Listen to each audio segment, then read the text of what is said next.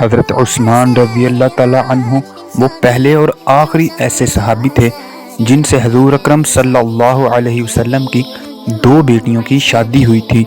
इनको हजूर अकरम सल्लल्लाहु अलैहि वसल्लम ने उस्मान गनी के लक़ब से नवाजा था।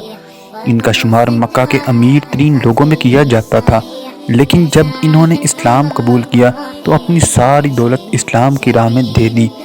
इनका शुमार चौथे नंबर पर उन लोगों में भी आता है जिन्होंने सबसे पहले इस्लाम को कबूल किया।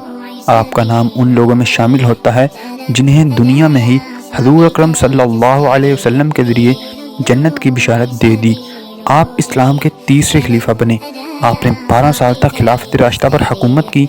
आपने अपने दौर में कुरान पाक को इकट्ठा करके एक जिल्द में तब्दील किया ताकि इसकी तालीम लोगों के लिए आसान बने और इस किताब में लिखा हुआ कलाम आने वाली नस्लों के लिए महफूज कर दिया जाए।